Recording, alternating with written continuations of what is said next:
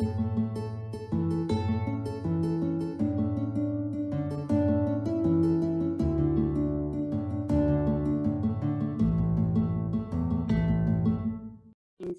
that if you would like to ask a question or perhaps share a comment, if you could use your chat feature, which is usually located at the bottom of your screen, depending on what you're using. And that basically at the very end, I will share your questions and comments with Angela. You can also, if you're having any technical difficulties or you yourself would like to share a thought with me, I will be the only person seeing your chat, so it is private. And then, of course, I can communicate with you as well. I'm the lead volunteer for the workshops. And with me this evening, I have my co-facilitator, who is Darlene, and she's going to take over from here. So go ahead, Darlene. All right. Thanks, Maria Rosa. Thank you, everybody that's joining us this evening. We hope that you enjoy the presentation. Angela has presented for us a number of times before and always has some great information to share with us. As well, you might notice, I'm trying to get them back on my dialog box here, but you might notice that we have two sign language interpreters here for the evening. There's Sean and Kelly. Trying to see if I can find them. I lost you on my thing here, but oh, there we go. Okay, you're back again. Yeah, they're here joining us as well this evening. And we thank you very much for taking an opportunity to sit in the waiting room for a little bit. There's some new policy and procedures and protocols that we're doing to ensure everybody's safety here on the meeting this evening. And it just took a little bit of extra time. So we really appreciate you, your patience as we try to get through all this lovely technical stuff. So as Marie Rosa said, I am the program supervisor. I'm Darlene. I'm the program supervisor for Halton Families for Families. And for those of you that are unfamiliar with Halton Families for Families, we are a community collaborative that's here to work within the Halton community, supporting families and parents and caregivers and youth who are struggling with mental health issues. I work out of the Milton Rock office, but our focus and our attention is on all families, not just Rock families in particular, but all families within the community. We organize events such as this. We do socials and different workshops and events throughout the year. Normally we meet in person, but we've transitioned over to this virtual world, and hopefully it works for everybody. We want to ensure that everybody's safe here within the meeting, so that is why, as Maria Rosa said, that you're muted, both your video and your audio, for everybody's to ensure that it's a safe environment. And we are super excited that you're joining us. There is a ROC. The information here on the screen right now is the crisis line for ROC and our new access line as well, and our live answer line. So a number of different ways that if you feel that you need to reach out to ROC, you certainly can. You can always reach out to us at our website, which is www.haltonfamiliesforfamilies.com. So Maria Rose is going to be posting some stuff in the chat window for you, some information for you, and throughout the evening. And yeah, I guess we'll start getting into the meat and potatoes of why we're here. So today we have Angela Johnson. Like I said, she has done a number of presentations for us. It's always a pleasure to have her with us. And tonight, I'd like to introduce the workshop, Oppositional Defiance Disorder and Difficult Behaviors, Finding Your Way Without Losing Your Connection. She's a family therapist and registered psychotherapist at ROC. And like I said, it's got lots of inspiration and lots of great words of wisdom and advice. So thank you so much, Angela, for joining us. Thank you. Okay, so this is it, my turn? It's your turn. Take it away, Angela. Hi. So first of all, I want to just commend you for attending this workshop and reaching out to basically learn some new information that might be helpful to you and your family. In the chat box, I haven't asked Maria this, but I was wondering if you could just let me know what the ages of your child are, or children are, or the ones that you're particularly thinking of. That might just help me kind of tailor some of my examples. So I just hope that you, through this presentation, there might be some things that could be triggering to you. And I just want to make sure that you take what you need and you do what you need to do, okay, to take care of yourself. Just to think about that, because it's like the airplane analogy. If you haven't heard that before, you know, when you're on an airplane and the oxygen masks are dropped, that the instructions are to put your mask on first before you put your child's mask on. So that's really important. So I'm hoping today that you might take away 1 or 2 ideas that will be helpful to you and your family. And so let's start with the agenda. So I'm just going to talk a little bit about that. Oops. Okay, so the agenda, we're going to look at what ODD is. We're going to figure out where to start. We're going to understand it, look at steps to change, maintaining connection, and then making a plan, and a little bit about how ROC can help. So I really like this picture from Dan Siegel, and it's really this idea that as parents, we're charting this middle path with our children. And on one side is the bank of chaos, and the other is the bank of rigidity.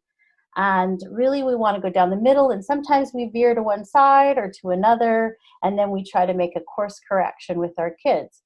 And when I think about ODD, a lot of times I think about a child that's maybe caught on one of these banks or traveling a little closer to one of the banks. So this is what we're going to look at today, is to see how we can chart down the middle a little bit more. So let's look at ODD. This is according to the DSM-5, which is just a diagnostic manual for psychiatrists and psychologists. And it just helps them kind of understand what are the different symptoms that you would see. And ODD is a pattern of angry, irritable mood, argumentativeness, defiant behavior, and vindictiveness. Has to be seen for at least 6 months. So if we break down those 3 pieces, the mood, the argumentative, defiant behavior, and vindictiveness, you can see that the angry, irritable mood is like lots of losing their temper, touchy, resentful, and you see the argumentative is really arguing with authority figures, other children, or peers, often actively defies or refuses to comply with mostly authority or requests, deliberately annoying others, blame others for their mistakes or misbehavior. And then this is the key part with vindictiveness, because I did a workshop on ADHD, and ADHD has a lot of the first 2 sometimes, but vindictiveness is this idea of being spiteful. With it, like you have to have it at least 2 times within the last 6 months for the diagnosis. Typically, it begins by age 8, but can be later. And then the causes are basically a combination. At least it's kind of, the idea is that it's a combination of genetic factors, biological factors, environmental factors, neurobiological factors. Sometimes chaotic family, some family history. Remember that's what I was saying, being more on one bank, health disorders, substance abuse, and potentially inconsistent discipline. Here's where up to 50%, so somewhere between 30 and 50% is the idea of children with ODD also usually have a diagnosis of ADHD. If left untreated, ODD can transition to a more serious condition, which is conduct disorder. Oops. So I broke that down a little bit into language maybe that parents would use. So I think what I would say is that you might see a lot of meltdowns, a lot of temper tantrums, more argumentative, a lot of saying hurtful things when upset, or being rude or challenging behavior, difficulty with family rules and routines. That may extend to school. Blaming others, defensiveness, lying, annoying others just to see the reaction. Maybe it's entertaining, or they're irritated and they want others to be irritated also. Constantly on edge, irritability, quick to emotionally dysregulate, might use physical actions instead of words, difficulty using resources like teachers and parents to problem solve, and difficulty with problem solving effectively. So, where do we start? get my timing going here. So where do we start? Where we start is we like to become a detective. Okay, so being curious, asking questions. So when you look at the behaviors that your children are doing, maybe think of a few with one child as I go through this. That might be helpful. So we look at what function does the behavior serve? What's its purpose? What happened before, during, and after? So we look at the whole kind of what leads up to it, what happens, and what comes after. What's the outcome? We look at what else is going on, right? Is there some other diagnoses going on? We look at what happened in their life. So is there something that has happened in their life that has maybe brought some of these behaviors to the front? We want to look at their whole environment. That's their environment at home, their environment at school, their environment with their peers.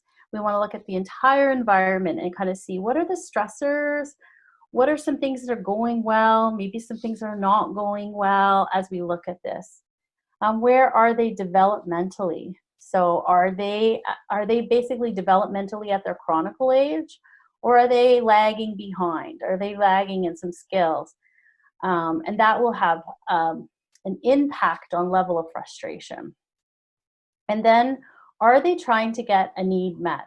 Often kids with ODD or kids with these big behaviors, they're trying to get some need met. They're not being very effective about it, but they're still trying to get some need met.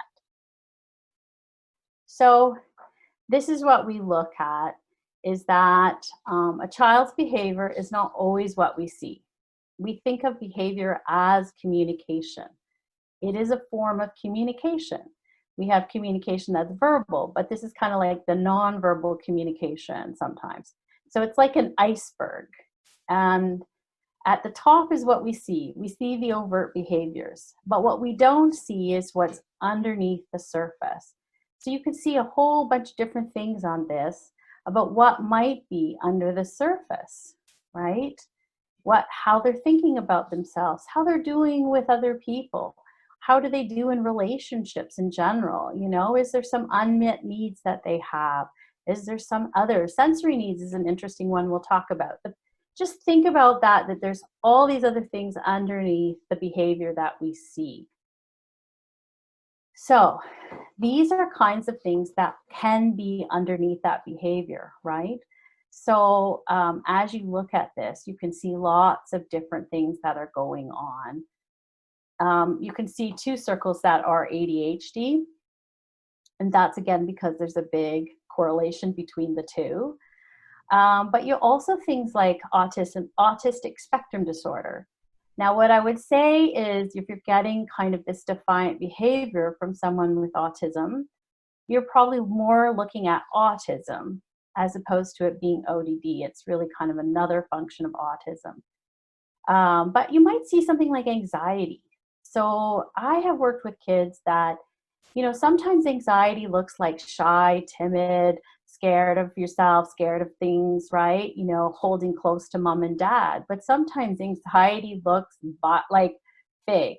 It looks like angry, big, bossy, you know, physical. And really what's happening in those situations is anxiety is telling this child that if they don't control the environment in front of them, which includes their parents, their siblings, that something bad's going to happen. And so they basically fight like their life is worth it. And that's part of why, because they're just so anxious. But sometimes we can't see it because we just see the behavior. Another one would be OCD, you know, something like OCD, Tourette's, where people have intrusive thoughts that are telling them to do something or act in a certain way. Or again, you know, there's anxiety that if they don't do that, then something bad will happen. So we want to look at those kinds of things too. But you'll also see learning disabilities. Sometimes kids with learning disabilities can also become quite frustrated and irritated with their life because they might be able to tell that other kids are moving ahead and they're not able to, or they might have difficulty with something called receptive or expressive language. which really means that sometimes they don't really take in what's being said or instructions, and they don't have a way to express it, or sometimes they have both, which is really difficult because it can look like over time big behaviors. So those are just some of the things that are on this to just be thinking about with your child. So just take a moment. If you just have a moment, if you even have a piece of paper or you just do it in your head, I want you to just think about the behavior that you might be experiencing with your child, and start to kind of just wonder, what's underneath that? What do I know about my child? What do I know that they might be dealing with? What do I know they might have other diagnoses? Do I know if there's some sensory issue? Is there family stress? Is there traumatic events? Are they have big feelings? So just take a moment and do that.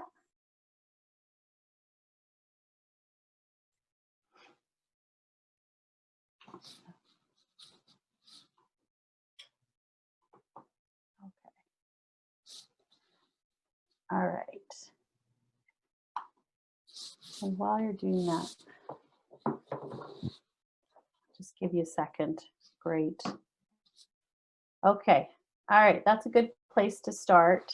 There's the iceberg again if you needed a little extra prompt and help there. All right. So let's look at steps to change. This change the parent-child relationships. So when you look at the literature, which I did, most of the interventions or change are around parent management training. So there definitely is a start with parents. So parents are really important. You're very important, and you have more ability to make some changes than maybe you think. There might be some things, if there was an underlying condition, that might not be changeable, but there's some other changes that you can make with behavior.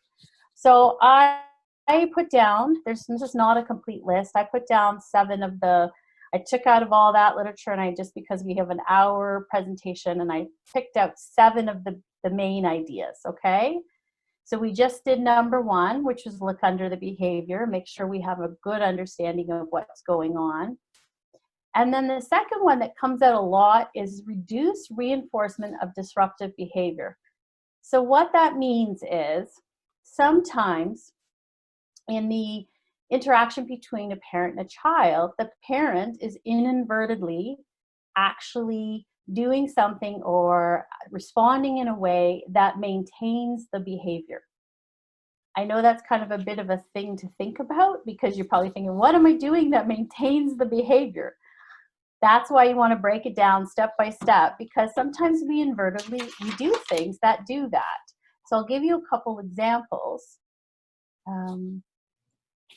Sorry, I just need to get onto my thing. So an example of that would be stuff like buying the toy, etc., when your child is having a meltdown in a store, to stop the meltdown. So giving in. Or it might be being argumentative with your child and actually making it bigger. So like an ADHD brain really thrives off sometimes the stimulus of an argument. And it'll actually increase their argumentativeness in general. Snow plowing. So going in front of your child and making sure that everything is okay can sometimes backfire too, because they don't kind of build their resilience, and they don't get to feel the natural consequences of their behavior. So those are just a couple things that can happen. In EFFT, which is emotion-focused family therapy, we talk about different types of parents, and one of them is like sometimes parents can be more jellyfish-like. So that means when their child gets upset or dysregulated, they themselves get upset and dysregulated and have a tendency to want to give in or make that go away. So they might appease. And on the other side, we sometimes have the rhinoceros parent. That's kind of what you think is a rhinoceros, where they want things for their parent and they just kind of barrel ahead, right, to try to get that done. maybe miss some of the understanding of what's going on for their child. And we want to be more kind of like a Saint Bernard, which is, you know, being with your child, you know, kind of helping them through those situations. And actually one of the things is to help them with their big feelings, and co-regulate their big feelings is the word. So I noticed in a lot of the comments that parents said, hey, I really need some help with helping with my child when they have these big feelings. So one of the things I'm going to talk about at the end is this emotion-focused family therapy, which we are now doing webinars for, is really helpful to kind of understanding how to help bring that down. Oops. Okay. I talked about that. And then let's see, number 3 is talking about increased reinforcement of prosocial and compliant behavior. Okay, so what that means is focusing more on the positive, looking for positive behaviors that your child is doing. And there's this thing called shaping, which is the idea that you kind of notice and you give positive comments about anything that looks towards the behavior that you're hoping for. Okay, and you kind of do that in degrees, and every time they move a little bit closer to the behavior you're looking for, say maybe like asking before doing something, or like, you know, being respectful, you get closer to what they do. You're in a sense shaping that behavior by noticing the positive efforts that they make towards that. So an example of that would be Jenna. Okay, so Jenna's a teenager, and after Jenna comes home from school, her mom could say, Jenna, most of the laundry is still all over your bed. It's a total mess. Okay, so feel that for a second, what that would feel like. Or she could say, hey, honey, you got great start on your laundry. Thanks for pitching in on the family work around here. It really helps. Which one of those do you think would encourage the teen to move closer towards the behavior of helping with the laundry and finishing the laundry? Okay, it takes a little more work. It takes a lot more work, but it's more effective, because what happens is it hits our reward system in our brain, and kids, they love that. They want to know that their parents think well of them. And so they'll tend to kind of move towards that in spite of themselves. Okay. So let's talk about the next one, which is number 4, which is apply consistent consequences and outcomes for disruptive, difficult behavior. Okay, so what that means is be consistent, really. It means that have some ideas about what kinds of consequences or outcomes that you would use for kind of curbing certain difficult behavior. So I'm going to have a bit of an explanation of that, because that takes a little bit. So for example, I want you to think about a behavior. And so what I would say to you is write down the basic expectation rules you have for your teen or child. Okay? Now take those expectations and reduce them based on their age. So the younger they are, less expectations. And even as a teen, if you have a teen that's being very defiant, you want to get down to what are the basic expectations that I have for my child, okay? Then you want to think about what incentives do I have for encouraging that behavior, right? What am I doing to shape the behavior that I would like? And then what age-appropriate consequences do I have for non-compliance? Then you might want to make that visual. I would also say include, especially the older your child is, include them in what are the basic expectations so it's clear to everyone. And you might want to have somewhere in there a target behavior that you want to work on. The idea is to keep it really clear. And you want to keep the consequences pretty closely related to the actual offense. Okay? So I have an example here that I'll work with. So Oh, lost my, okay. So the example I have is an 8-year-old, okay? So you have an 8-year-old and you're having some difficulty. So this is an example of maybe 5 expectations that I have of this 8-year-old, okay? So basically doing their morning routine, getting ready, getting dressed and getting ready. If they're having trouble with that, I'd break that down even further. The second one, we're using words and not our hands to let others know how we feel. Maybe 1 or 2 simple chores, and I gave a few examples. Being able to use the computer, tablet, and finish at the agreed upon time without a meltdown. Now this would be difficult for an 8-year-old, so it's a bit of a challenge. And then follow nighttime routine, so be able to do their nighttime routine, okay? So that would be an example of how I might break it down. And then what I would do is try to make it as pro as I can, make it a little more positive. So for example, I use that like use your hand, don't use your hands, right? Use your words kind of feeling. And then I realized it could even be better worded. So maybe it could be something as simple as hands to yourself. Okay, and then I'd make it visual. So here's a little picture that says, everyone likes to be happy. People are happy when we feel safe, and we feel safe when people, the entire family, keep their hands to themselves. Then, I'll go back to this. Let's say that this particular child is using their computer and tablet, and their finished amount of time has happened, and they're having difficulty getting off their tablet when asked, okay? And in fact, they tend to have meltdowns. So if I would start with don't argue, okay, so that's a #1 kind of thing with kids who are really defiant, is don't jump into the fray of the argument. It just makes it worse. It just escalates it. And like I told you with kids with ADHD, if that's one of the primary, or kids with learning, if like it's just, they will just go with you and it'll just get worse. And so I'm sure some of you will already experience that. Okay, so we're gonna look under her behavior and figure out what's going on, right? Why is she having a hard time getting off the tablet? Was she in the middle of a game or activity? Does she have enough time that I've given her to complete the activity? Okay. Was she aware of the time limits given? And have I tried prompts for using the time or using a timer? So did I give her kind of a little prompt of how long, you have 5 more minutes on the tablet. And so if I were motion coaching her, I would say, geez, it makes sense why you're so upset, because you were enjoying this so much, and because you were close to getting more points, and because you feel like you are lonely without it, or you have nothing else to do, you're bored without it.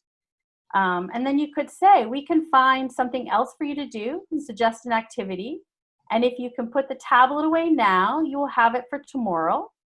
One of the things that I have learned about it is that it's been pretty effective if you sit with your child for the 5 minutes that they have at the end of the tablet, and just that togetherness lots of times will help them get off.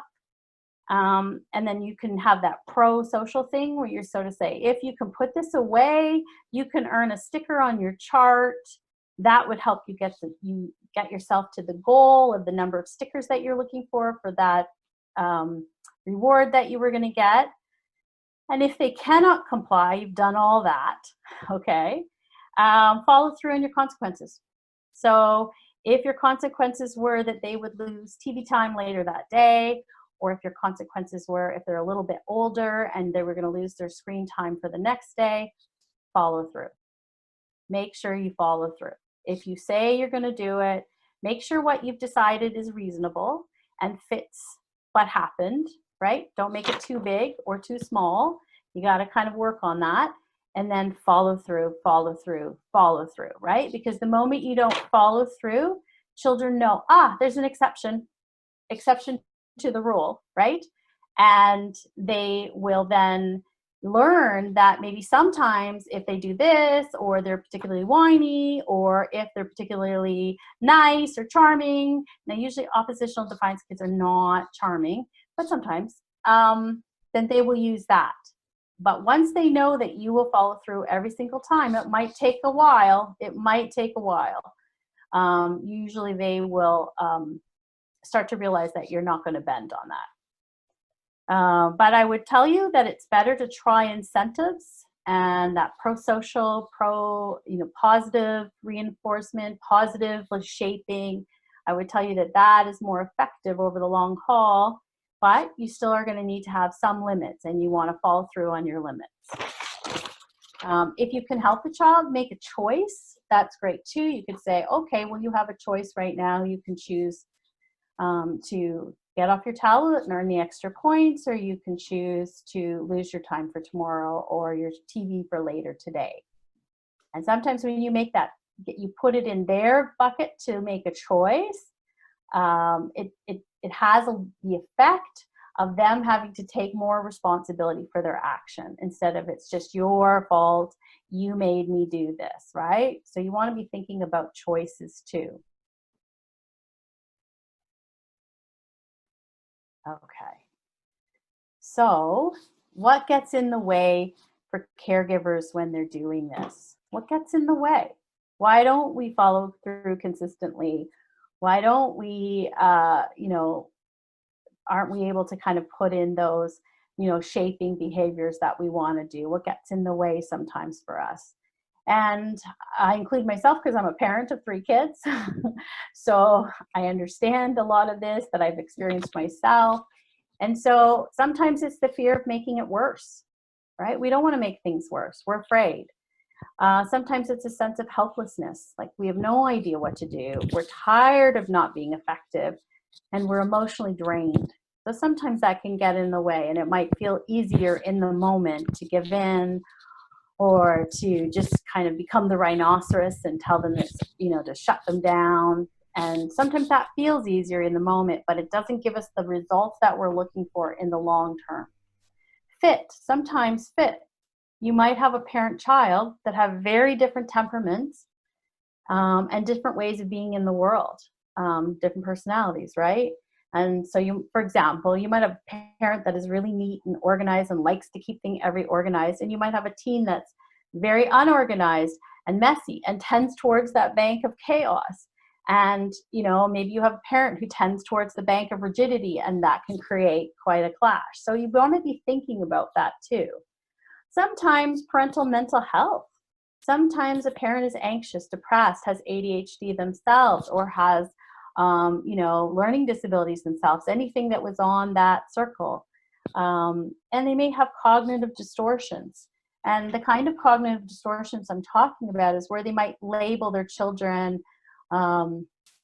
as trying to make them miserable, working on making their lives miserable or hard. So that's a distortion. I want to just put it out there that children do not wake up trying to make their parents miserable. Okay, that's not their purpose in life. Most kids want their parents to think well of them. Sometimes it's parental stress, right? So there could be marital stress, conflict, job loss, COVID-19. I just wanted to put a plug in there because COVID-19 is affecting all of us. The effects of being at home all the time, the effects of not having school, the effects of not having our normal summer activities. That is affecting all of us. It's stressing parents, it's stressing kids. It's making some ways that we would have normally coped with some of these things harder, right? We might not have the same options we used to cope. And I think especially for teens, I think about the lack of contact with their peers, the lack of, say, maybe other sports activities they would have had, so other outlets that they would have had that might help them regulate those feelings. There can also be positive stressors like promotions, business growing, a new home, and another child. Okay. So how do you maintain your connection in the middle of all this? I realized when we set the title that this was a big title, and I realized that it's a hope for all of us. As parents, we want to make sure we maintain the connection we have with our children. So I came up with the 5 ideas. One of them is to take the perspective that your child is struggling and they did not choose this, okay? Make a distinction between what they do and who they are. Look for ways in which they are doing well. You hear me repeat that over and over again. There was a therapist in Toronto called Sarah Chana Radcliffe, and she talked about the fact that most parenting is 99% negative. And what negative was giving instructions, giving correction, was a lot of what parents do. And less positive connection, positive things, which is noticing how well they are, giving them praise and some like encouragement on the things they're doing well.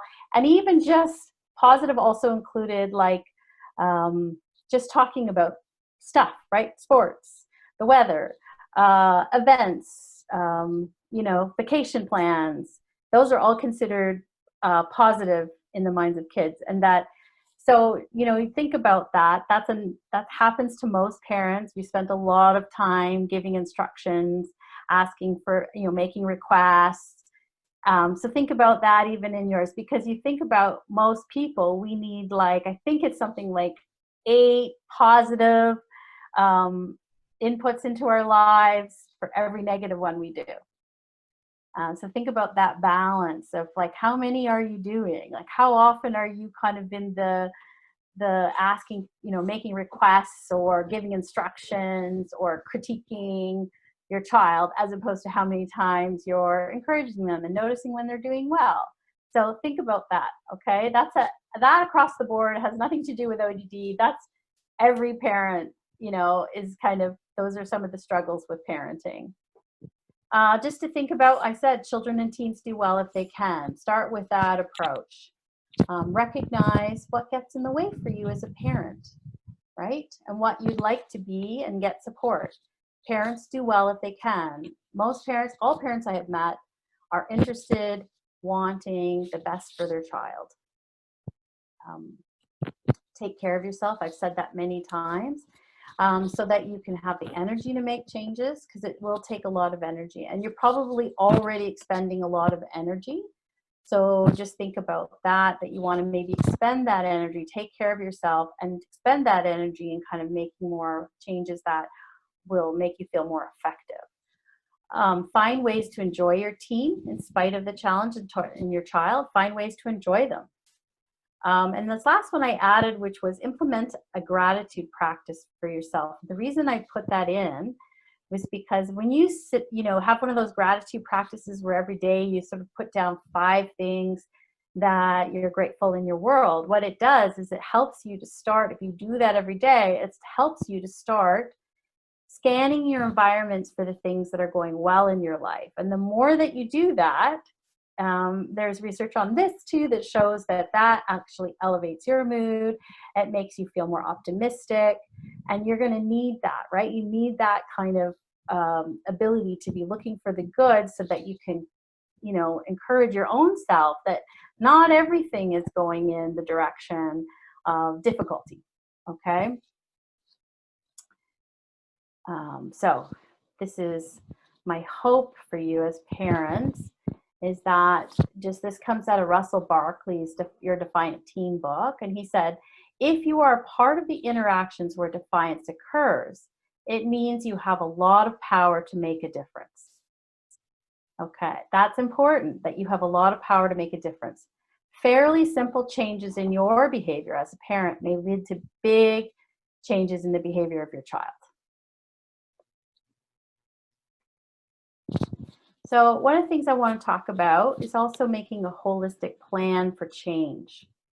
I don't want to underestimate how challenging it is when you have a child with ODD. It is challenging, okay?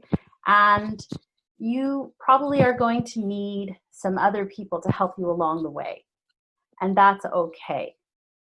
And so one of the things that I suggest is that you assemble a team. You may already have some team players. You may already have a doctor. You may already have a psychologist that you've been talking to get, whoever did the diagnosis. So I want you to just think, these are some of the people that can be available to help you. The people at school, right? Those are important. Find your own support. I can't say it enough. I've been saying it a lot. So there's a ton of ways to get your own support. I would encourage you to find people that can also step in for you so that you can get some respite, so that you can catch your breath. Okay, so maybe a parent, another, like a grandparent, brother or sister or family friend, or somebody that can give you a little bit of a break. And some people that can kind of listen to you. And so, you know, Halton Families for Families is a great place to get some encouragement.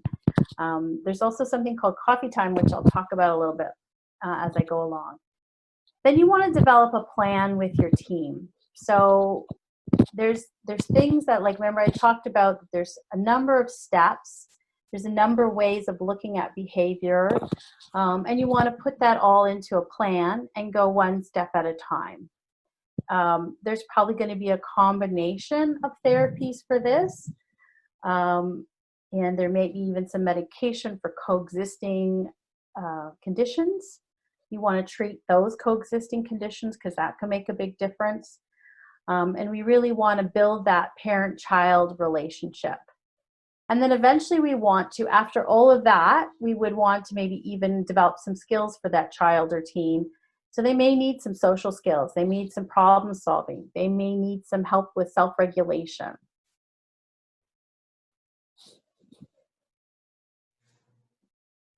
You might also look at community supports, right? Sometimes you don't have to always go this alone, that there are people in the community that are not necessarily mental health experts, but they are people that can give your child some structure. They can give them a sense of efficacy, feeling good about themselves. A lot of time our self-esteem is about it's a lot of, like, when we see ourselves doing well, that can increase our self-esteem. So I put down a few things here that can do that. Then implement the plan. Give yourself clear targets, and remember that change usually happens in 1 degree. So we're not going for 100. We're just going for 1 degree change. And then, you know, when you've done that, evaluate, adjust, and then celebrate the small wins as you move forward, because it's a series of small wins.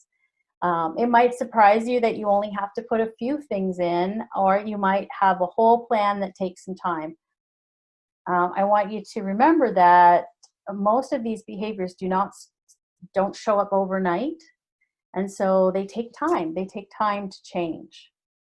I put on the screen here some typical goals for families.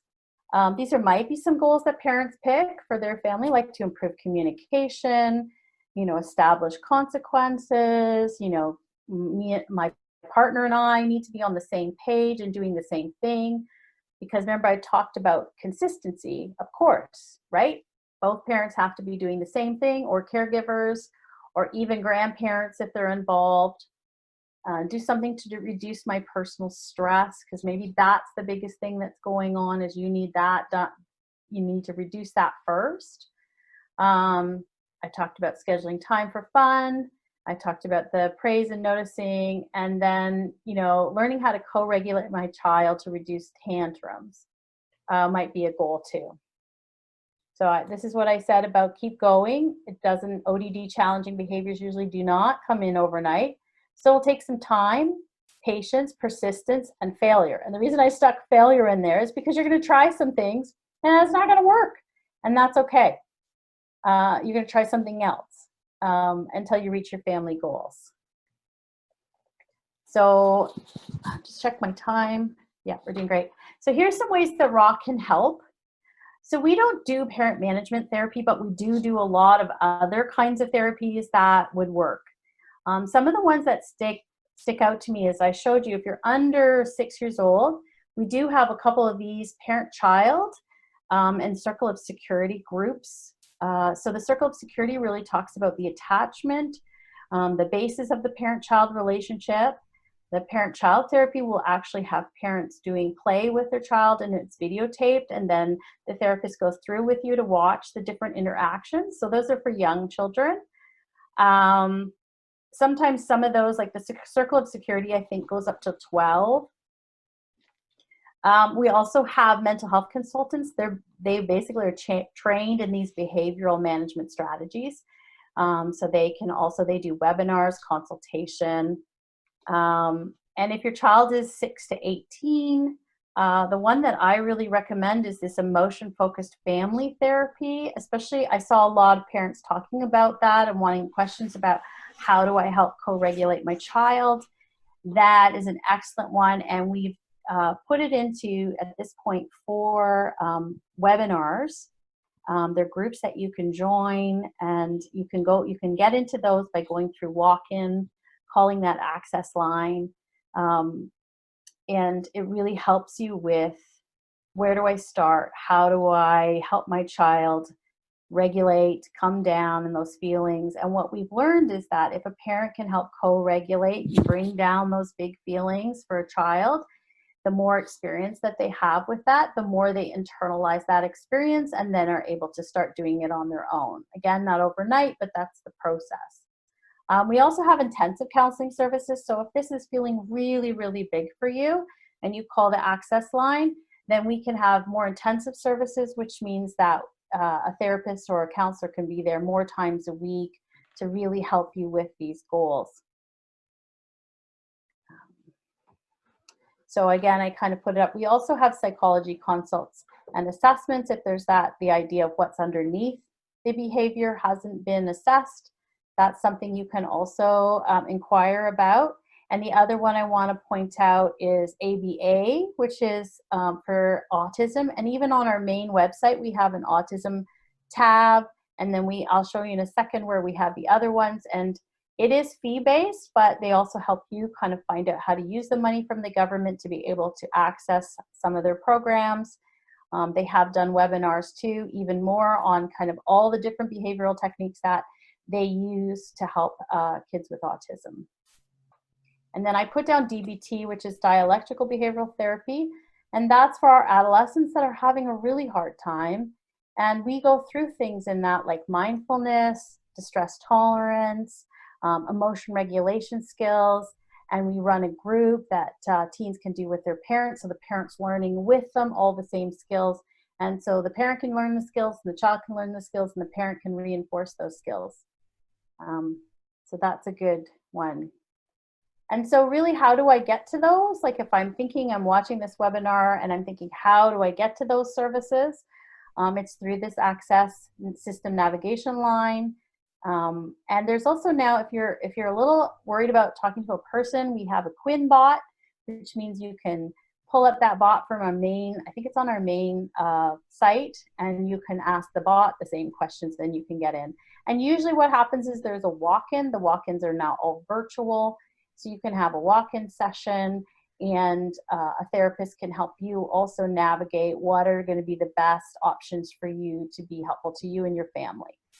I put in here a few things from the ROC events that are coming up that I thought you might be interested in, which is the Introduction to Circle of Security webinar is on August 11th. Okay, so I'll explain it. I talked about the autism services, have a lot of different things going on. There's this Wellness and Action Recovery program for parents. That's for parents. I think it's like 8 weeks. I'm not positive. I think Darlene knows a lot about it, and it's for helping parents kind of look at what do they need for their own peace of mind and for their own wellness. There's also coffee chat, parent connect groups. And then I also put on this morning yoga starting soon that you can still sign up for. And that's I think it's once a week from 8 to 9. They're actually doing a yoga. That's a great thing if you're looking for de-stressing. And then even on the Rock on Learn, which I know Halton for Families has one, there's some modules on there for anxiety, for helping your child with anxiety, positive space network, if your child or your teen is having some, they want to talk about their sexuality, and parent support. Okay, so I'm looking at my timing here. We don't have as much time as I'd hoped for, but maybe we have a few minutes for questions. Yep, we can certainly check. Maria Rosa, do you have any questions that have come up in the chat window that you'd like Angela to answer?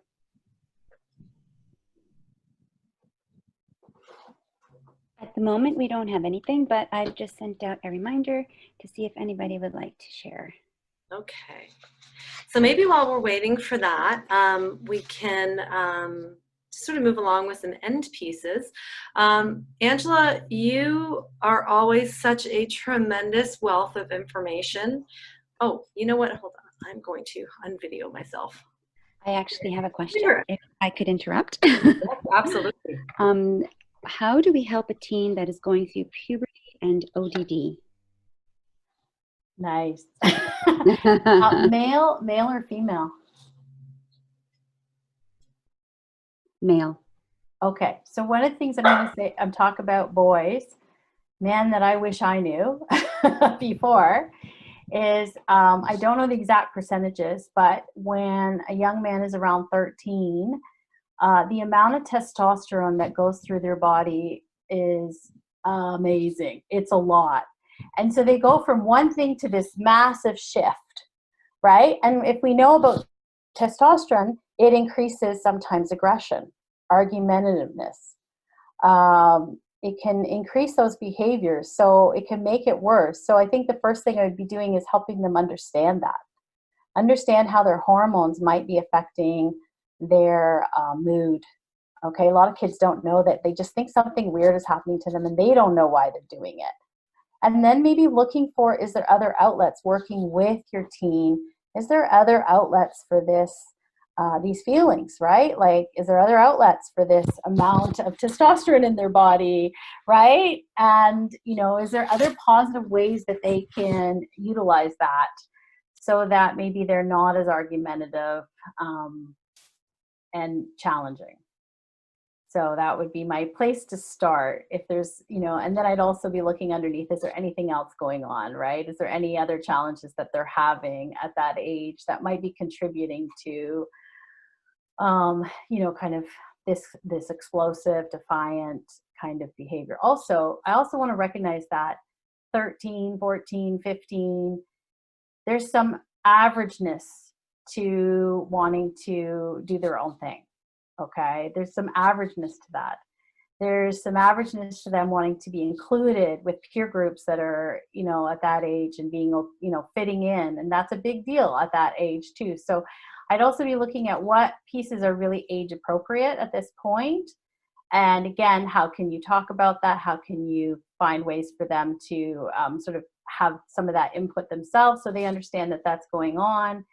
And that they might be trying to individuate from their parent, which means they're trying to create their own sense of self. So hopefully that helps.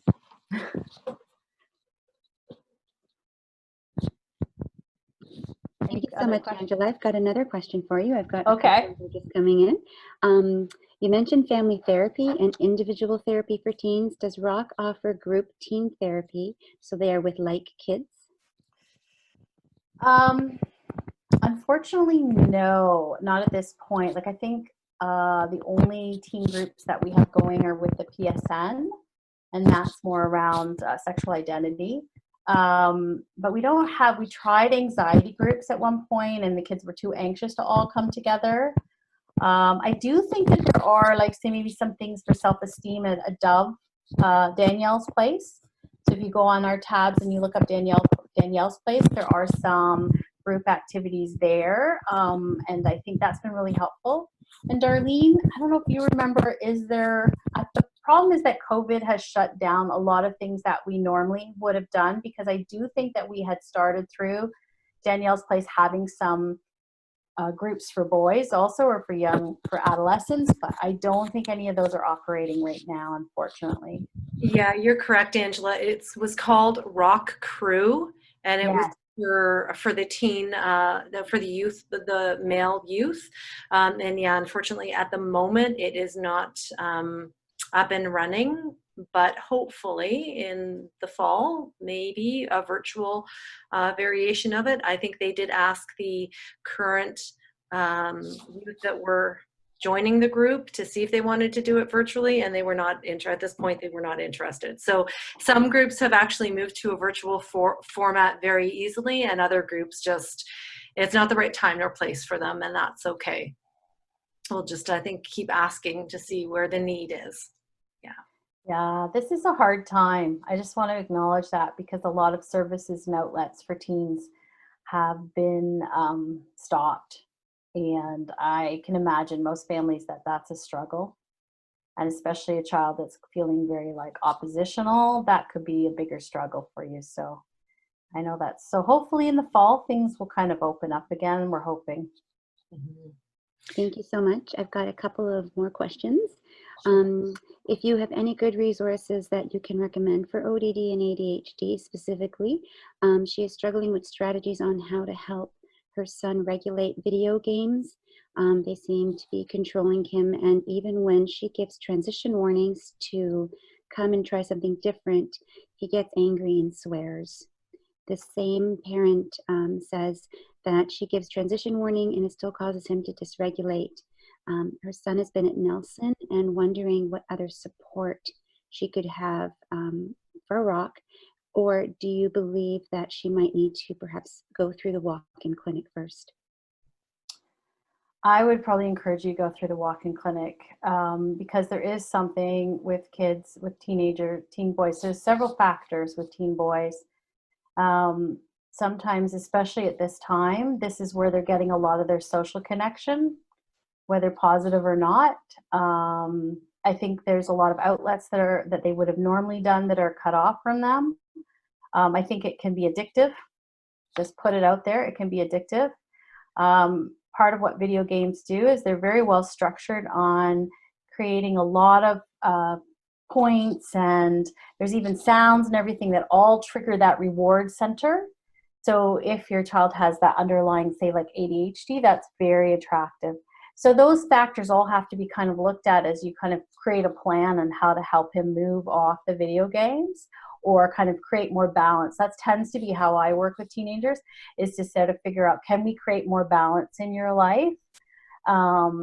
So that would be my recommendation, is to go to walk-in, see if he'll go with you and be able to sort of talk about it, or even to be able to get some more specific help for yourself.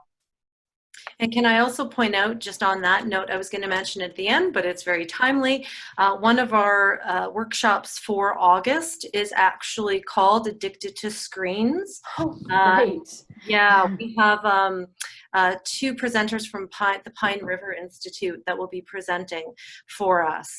We're really excited about it. It's on Wednesday, August the 19th. So that might be you guys, everybody that's on the meeting today will get information going forward of all these events that we have, but just wanted to put that out there, that it is something that we are presenting, not in, less than a month. So fantastic. Thank you. I will post that as well for everyone. Also, another question, can ODD behavior reduce due to maturity?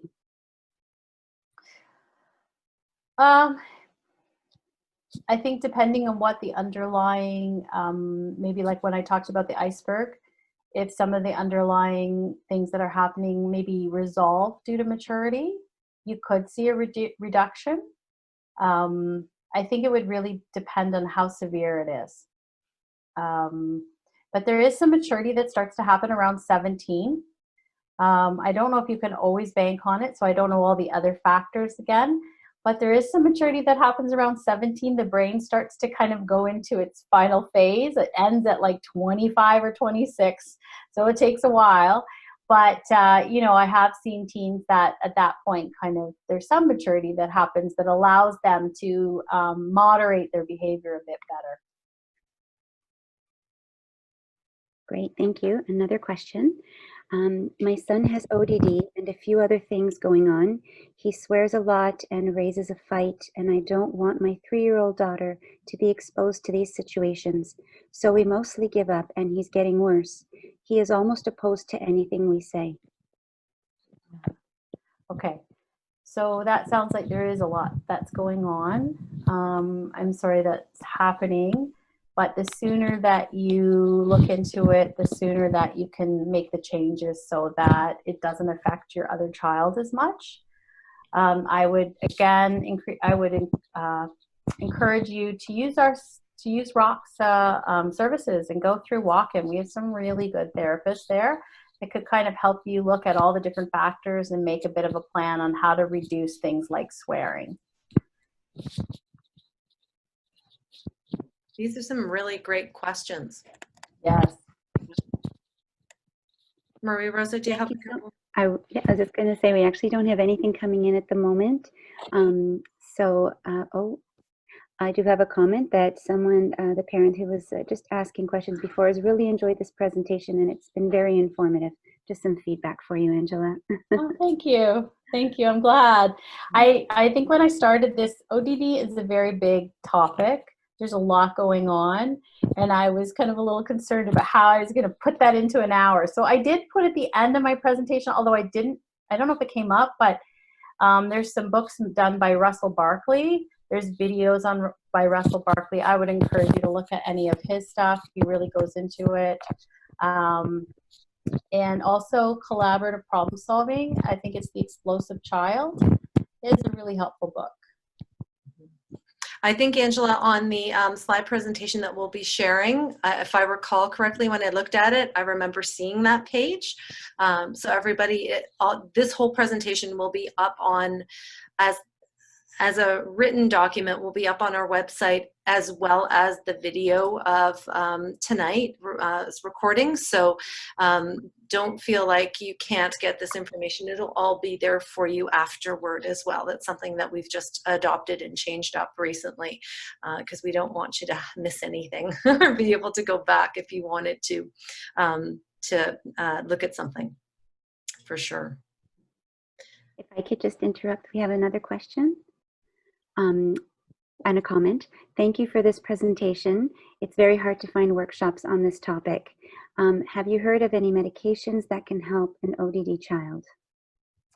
So first of all, I'm going to just write a disclaimer. I'm not a psychiatrist, okay? But what I will tell you is there's not, when I was going through a lot of the material that I had, there wasn't any medication really prescribed for ODD. Okay, typically the medication, if there is medication, it's prescribed for the underlying condition like ADD, depression, anxiety. They'll tend to treat those, okay? So it's really only in extreme cases that they will even try other kinds of medication.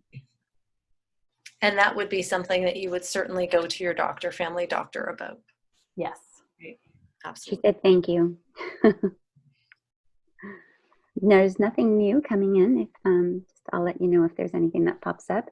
We are going to be wrapping up in a few minutes, so if there's any last minute questions or comments that you'd like to share, please do so. I have also posted in the chat window a survey link in case you do need to leave us. If perhaps maybe you would take some time to just take a look. We like to give you what you need. Oh, another question has come in. How about cognitive behavior therapy? Your thoughts? Oh gosh, I'm thinking, aren't I? CBT is very helpful for a lot of changing thoughts, changing behaviors. So I don't really see anything wrong with CBT. I think the only challenge that I have with CBT is that most of the recommendations for ODD is really getting the parent involved. That's starting with the parent. So sometimes with CBT, that might only be an individualized type program. So that would be my only kind of thought about.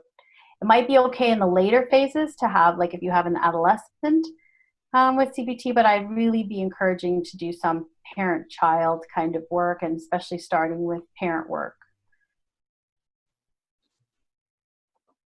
Awesome. That's great. So I guess we'll if there's one last question, there's nothing there except another comment. Thank you everyone for putting this on. It's been very helpful. Apart from that, I don't have any other questions. So I guess we'll wrap up the question and answer and comment section.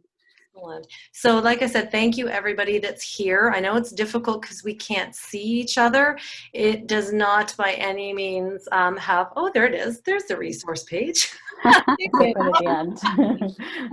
By no means is the same as seeing each other in person, but we do appreciate very much the time that you've taken here with us tonight.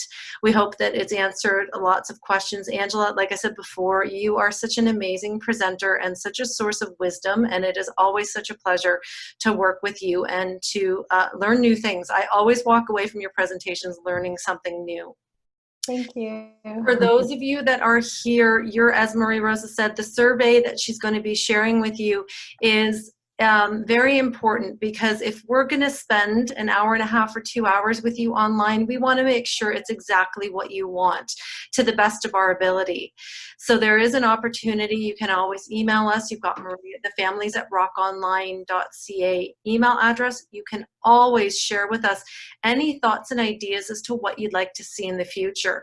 I think Maria Rosa had made a comment that somebody had said that this was really informative. And Angela, to your point that there is so much information, how do we cover it in 1 hour?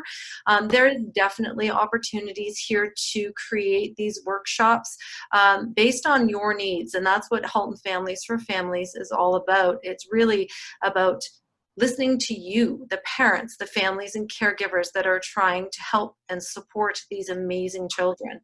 And we really appreciate you filling out a survey. I know we're all probably surveyed out, but it really truly does help us to shape what you see here in these evenings, and we appreciate the time. Angela, you did an amazing job of sharing all of the different things that I had written down, and Maria Rosa and I had written down about the RAP group, about EFFT. So many great things, and so many great facilitators are coming out of ROC to share great information with you. We are looking at the Wellness Recovery Action Plan. I do facilitate that, actually. We're looking at doing one of the groups in the fall. So as I think Angela and Maria Rosa had said, rockevents.ca. There's a listing there of all the different events that are happening. So be sure to check back frequently. Anything that's happening Halton Families for Families related, we will share that with you by email.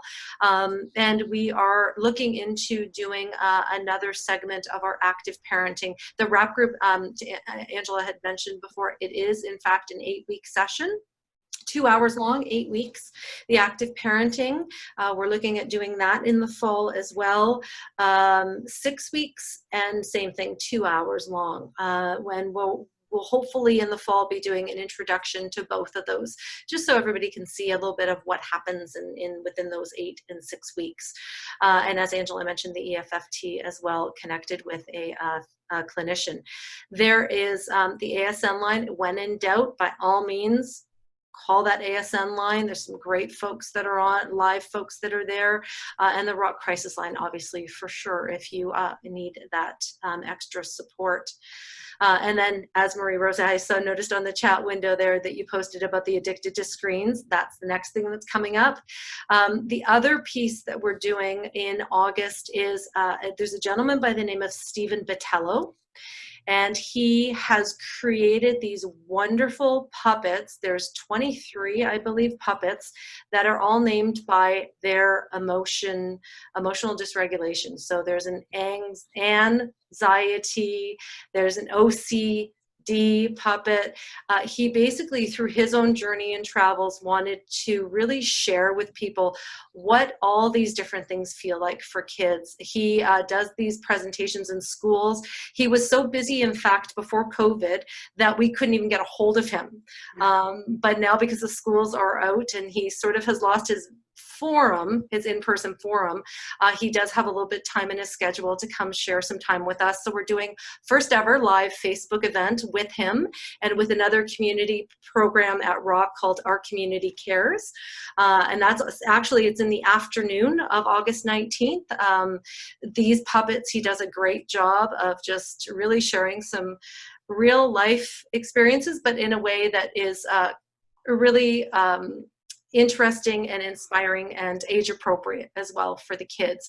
So you'll get the information for that too. So lots of great stuff happening in the next little while, and we hope that even though it's on a virtual platform, that you will still continue to join us. And like I said, if you've got any ideas or thoughts or any ways we can make this a better experience, or by all means feel free to share if it's been a good experience too. We'd love to hear that as well. That helps us out so much. And I'd also like to thank very much Sean and Kelly for doing the ASL interpretation tonight. It is amazing to have you here tonight, and I hope we can have you back again if in the future. Just one extra piece that we hope to share with families and hope to make, to lessen those barriers for all families, because that's what we're about, is just being in it together. And that's exactly where we're at. So Maria Rosa, I think we've pretty much. We are done. We're done for tonight. Thank you all for joining us. I look forward to having you all back maybe next month or when there's another topic of interest. Thank you again, Angela. And thank you, Darlene, for co-facilitating with me. Always a pleasure. And we hope everybody has a great night. So if at this point you just want to sign off, then you can just go ahead and disconnect. And we appreciate everything that you're doing at home. This is a hard time. And I think it's just good to just know that you're not alone out there. So, absolutely. Have a good night. Goodbye, everybody.